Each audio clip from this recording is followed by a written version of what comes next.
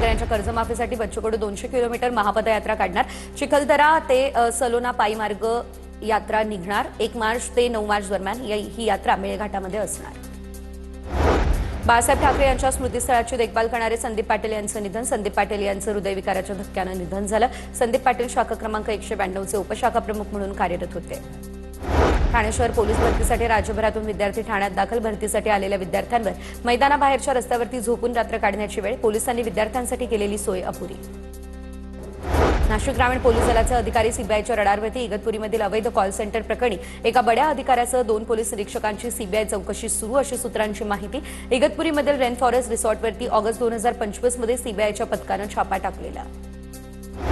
डोंबिवली आणि मुंबईमध्ये बनावट औषधांचं मोठं रॅकेट उघड। ब्लड प्रेशरच्या रुग्णांच्या जीवाशी बनावट औषधं देऊन खेळ सुरू। नामांकित कंपनीच्या नावे बनावट टेल्मा एम या औषधाची विक्री। 2 वितरकही गजाआड।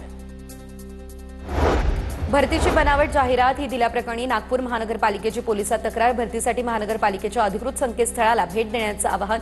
जाहिरात देऊन युवकांची फसवणूक। नंदुरबार जिल्ह्यामध्ये सिकल सेलचं प्रमाण वाढलं। जिल्हा प्रशासनाकडून तपासणी मोहिमेला सुरुवात। 8.5 लाखांपैकी 4 लाख नागरिकांची तपासणी पूर्ण। दर महिन्याला 50,000 नागरिकांची तपासणी।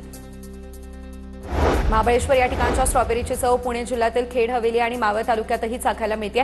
शेतीला पूरक व्यवसाय म्हणून अनेक शेतकरी स्ट्रॉबेरीची लागवड करतायत। थेट विक्रीमुळे स्ट्रॉबेरीला 400 रुपये किलो इतका दर मिळतोय। मध्य प्रदेश या ठिकाणच्या बुरहानपूर एपीएमसीमध्ये केळीला 1751 रुपये दर। चांगला दर मिळत असल्यानं जळगावमधील शेतकरी आनंदात। पलबाग केळीची बाजारामध्ये आवक सुरू। साताऱ्याच्या रक्षक प्रतिष्ठानच्या संकल्पनेतून दुबईमध्ये अवतरली भव्य शिवसृष्टी। शिवजयंतीच्या निमित्तानं शिवप्रेमींनी अनुभवला दुबईमध्ये शिवरायांचा दैदिप्यमान इतिहास। दुबईमध्ये वास्तव्यास असलेले मराठी कुटुंब शिवजयंतीच्या कार्यक्रमात सहभागी झाले।